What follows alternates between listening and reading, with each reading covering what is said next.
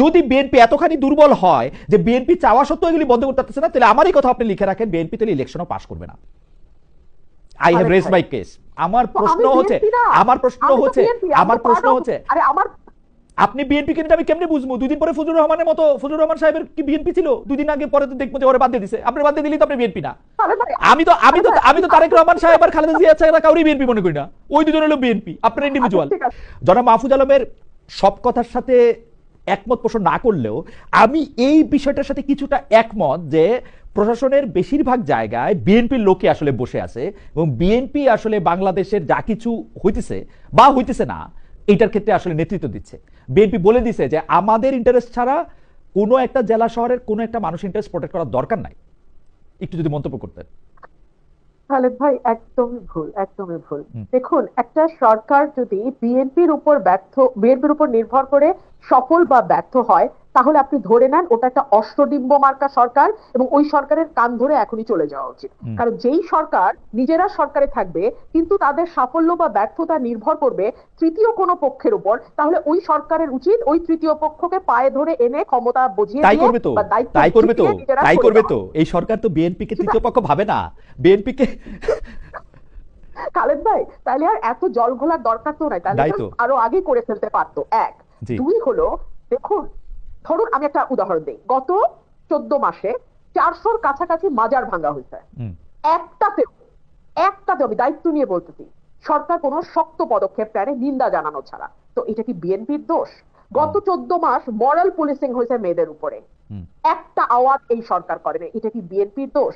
আপনি দেখেন আলাউদ্দিন খাঁর মৃত্যুবার্ষিকী না জন্মবার্ষিকী আমি ভুলে গেছি, সেটা উপলক্ষে সংস্কৃতি মন্ত্রণালয় উচ্চাঙ্গ সঙ্গীতের আয়োজন করেছিল, সেটাও গিয়ে লালবাগ কেল্লায়, সেটাও গিয়ে লালবাগের মসজিদ কমিটি এবং অন্যান্য যারা আছেন তৌহিদি জনতা, তারা বলেছেন নাচা গানা হবে না। সরকার তাদেরকে মাথায় হাত বুলিয়ে বুঝিয়েছে এটা নাচা গানা নয়, এখানে আমরা উচ্চাঙ্গ সঙ্গীত করব। আপনি জানেন অনেকগুলো মঞ্চ নাটক বন্ধ হয়েছে। আপনি কি এগুলোকে বলবেন বিএনপির কারণে? আমি বলবো বিএনপির কারণে। কেন বেঁচে ফারা না? আমার যুক্তিটা আমি দেই। বেঁচে ফারা না, আমার যুক্তিটা আমি দেই। আমি কেন বিএনপির দোষ বলবো? একটা জায়গা অনিরাপদ হয়ে উঠতেছে, এগুলা কি আপনি বিএনপির দোষ? আমি বলি কেন আমি বলি বিএনপির দোষ কেন আমি দিব।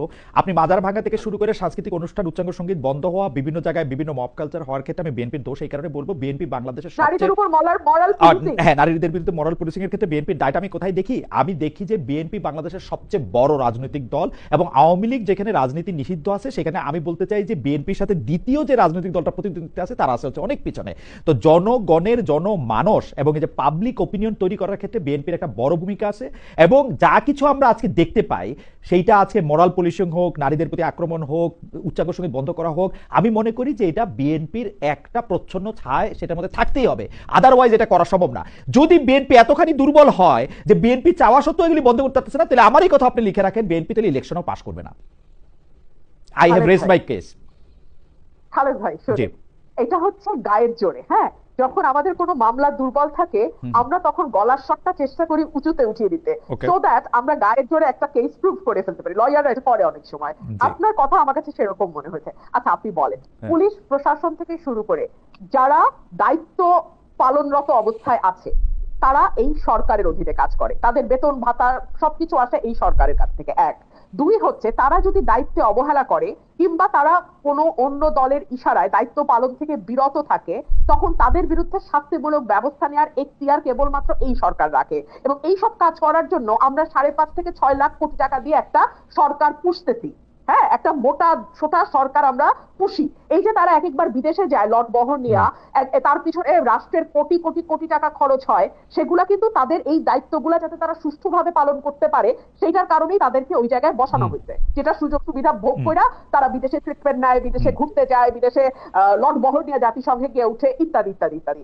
তো এগুলা করবার পরে তারা আইন শৃঙ্খলা ঠিক করতে পারবে না, তারা মানুষের জনমনের স্বস্তি আনতে পারবে না, তারা আওয়ামী লীগের মিছিল সমাবেশ বন্ধ করতে পারবে না, তারা মাজার ভাঙা বন্ধ করতে পারবে না, তারা নারীদের উপরে হয়ে যাওয়া মরাল পুলিশিং তো বন্ধ করে দূরেই থাক। আমি জাস্ট একটা উদাহরণ দেই। থানার থেকে মরাল পুলিশিং করা এক ব্যক্তিকে ফুলের মালা দিয়ে বাইর করে নিয়ে আসা হয়েছে, আপনি তো জানেন তাই না? আপনি তো জানেন কিভাবে লম্বা চুল দাড়ি রাস্তায় ফেলে জোর জবরদস্তি করে কাটা হয়েছে। এগুলা মিডিয়াতে বড় বড় করে না আসা পর্যন্ত আমি বেঁচে ফারানা আমি কেন, আপনি আমাকে গলার আওয়াজ বড় করে বলা, লয়ার ইত্যাদি নানা রকম কথা বললেন, এগুলির আমি গালি হিসাবেই নিলাম, কিন্তু ঘটনা হচ্ছে যে আপনি যত বড় গলায়, আপনার কাছে আমি আবার আসবো, আপনি যত বড় গলায় প্রত্যেকটা শোতে এগুলি নিয়ে কথা বলেন, বিএনপি থেকে এর কি প্রতিবাদ জানানো হয়েছে 400 মাদার ভাঙার একটা প্রেস রিলিজ দেওয়া ছাড়া? আমি আপনাকে বলি মানুষের চুল কাটার, আপনি বলেন বিএনপির কোন জায়গায় স্থানীয়ভাবে এগুলি প্রতিরোধ করা হয়েছে? আপনি বলেন কোন অন্যায়টা, আপনি যতগুলি অন্যায়ের কথা যতবার করে বলেন, আপনি বলেন কোন জায়গা থেকে বিএনপিকে বলা হয়েছে আর একবার যদি এই কথা বলা হয়, এটা করা হয়, আমরা এটাকে ধূলিসাৎ করব? আমি তো দেখি নাই বিএনপির পজিশন। খালেদ ভাই, আমার যতদূর মনে পড়ে আপনার একটা শোতে হাসনাত আব্দুল্লাহকে আপনি বলছিলেন রাস্তায় পিচ দেওয়া হইতেছে কি হয় নাই এটা দেখার দায়িত্ব কি আপনার? না, ঠিক রাইট, ঠিক সেরকমই তার উপরে যদি কোনো ফৌজদারি অপরাধ ঘটে সেটা বন্ধ করার দায়িত্ব বিএনপি। ফৌজদারি অপরাধ বন্ধ করার দায়িত্ব আপনিও কিন্তু ফৌজদারি অপরাধ বন্ধ করার দায়িত্ব নিতেছেন না বেরিসা ফারানা। আপনি যেটা করতেছেন, আপনি এটা প্রতিবাদ জানাচ্ছেন প্রতিটা জায়গায়, আপনি এটা বলতেছেন। আমার প্রশ্ন হচ্ছে আরে আমার আপনি বিএনপি কেন আমি কেমনে বুঝবো? 2 দিন পরে ফজলুর রহমানের মতো, ফজলুর রহমান সাহেবের কি বিএনপি ছিল? 2 দিন আগে পরে তো দেখবো যে ওরে বাদ দিয়ে দিছে। আপনি বাদ দিয়ে দিলেই তো আপনি বিএনপি না। আমি তো তারেক রহমান সাহেব আর খালেদা জিয়া ছাড়া কাউরি বিএনপি মনে করি না। ওই দুজন হলো বিএনপি, আপনার ইন্ডিভিজুয়াল। ঠিক আছে তাহলে আপনার বয়ান অনুযায়ী তারেক রহমান এবং দেশনেত্রী বেগম খালেদা জিয়াকে এই অপরাধগুলোর প্রতিবাদ করতে হবে, প্রতিবাদ করে যেতে হবে, নির্দেশনা দিতে হবে যে সামাজিকভাবে এগুলিকে প্রতিরোধ করার জন্য, যেটা আমি দেখি নাই। আমার কথা হচ্ছে এইটা, আমাদের তরফে বিভিন্ন লেয়ারে সেই প্রতিবাদ করা হচ্ছে। বিভিন্ন লেয়ারে আমরা যখনই কথা বলছি, শুধু আমি না তো, আমার সঙ্গে টক শোতে যারা অন্যান্য যারা পার্টিসিপেন্ট যান বিএনপি কে রিপ্রেজেন্ট করেন, প্রত্যেকে কনডেম করছেন। কোনো লাভ কি হচ্ছে? আমরা মূল পয়েন্টে আসি। বিএনপি প্রতিবাদ করছে কি করছে না, তার চেয়ে অনেক গুরুত্বপূর্ণ প্রশ্ন হচ্ছে সরকার তার দায়িত্ব ঠিকভাবে পালন করছে কিনা। আমরা সরকারকে তার দায়িত্ব ঠিকভাবে পালন করতে দেখছি না। এখন মাহফুজ আলম তিনি সরকারের অংশ, তিনি যদি এটাকে তার ভবিষ্যৎ প্রতিদ্বন্দ্বী দলের ঘাড়ে দিয়ে স্বস্তি পেতে চান, তিনি স্বস্তি পেতে পারেন, কিন্তু তাতে সরকারের ব্যর্থতা মানুষের চোখে কোনো অংশেই কমবে না। ওকে।